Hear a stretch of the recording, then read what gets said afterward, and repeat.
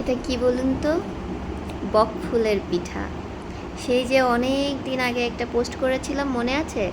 যে বাজারে বক ফুল দেখে আমি লোভ সামলাতে না পেরে কিনে নিয়ে চলে এসেছি পিঠা খাবো দেখে। কখনো বানাইনি, তারপরেও আমার মনে হচ্ছিল যে বক ফুলগুলো দেখে খাই, খুব খেতে মন চাচ্ছিল, তো বাজার থেকে নিয়ে এসেছিলাম। আমি পোস্টও করেছিলাম যে আমি এটা কিভাবে বানিয়েছি বা কিভাবে খাবো সেটা অবশ্যই আপনাদের সাথে শেয়ার করব বা করার চেষ্টা করব। ভিডিও ঠিকই করে রেখেছিলাম, কিন্তু আসলে সময়ের অভাবে হয়ে ওঠেনি। তো আজকে ফোন ঘাঁটতে ঘাঁটতে দেখলাম ভিডিও করা আছে, ভাবলাম আপনাদের সাথে শেয়ার করে দিই।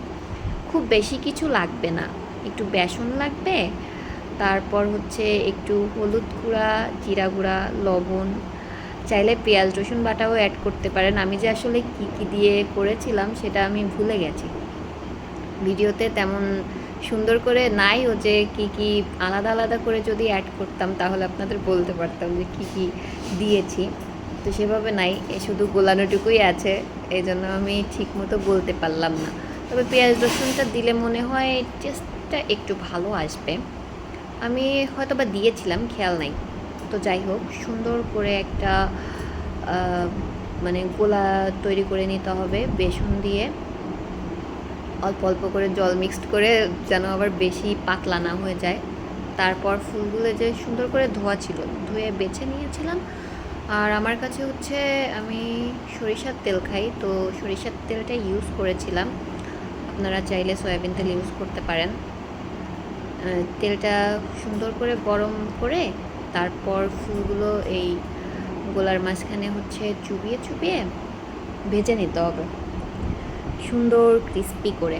এই যে আমি গোলাচ্ছিলাম, দেখুন ফুলগুলো ফুলগুলো এত সুন্দর ছিল, আমার মনে হচ্ছিল শুধু ছবি তুলি না খাই। আর এই যে সুন্দর করে বেটারে ডুবিয়ে তারপর ভেজে নিতে হবে এই পিঠ পিঠ করে, খুব সুন্দর করে। বক ফুলগুলো দেখতে এত সুন্দর ছিল, মানে আমি বাজারে দেখে লোভ সামলাতে না পেরেই কিনে নিয়ে চলে এসেছিলাম। সেদিন অনেক রাতও হয়ে গেছিলো, তারপরেও আমার মন হচ্ছিল আমি খাবো, এটা আমার খেতেই হবে, তো সেভাবে আমি নিয়ে চলে এসেছিলাম। এই যে এরপরে আর কি আস্তে আস্তে সুন্দর করে ভেজে তুলে নিতে হবে। এই দেখুন, আমি অত একটা রান্নায় পটু না, তাই এই যে পুড়িয়ে টুড়িয়ে নিচ্ছিলাম, কিন্তু খেতে খারাপ হয় নাই, যথেষ্ট ভালো ছিল।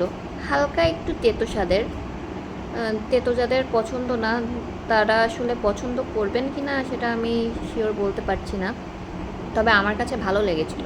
হালকা তেতো লেগেছিল, গরম গরম খেলে অত একটা মনে হবে না যে তেতো, তবে খুব মজা ছিল বড়াটা।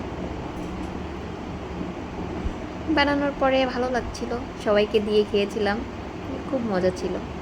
আপনারাও চাইলে এভাবে বকফুল বাড়িতে কিনে এনে বানিয়ে খেতে পারেন, অনেক মজা। টাটা।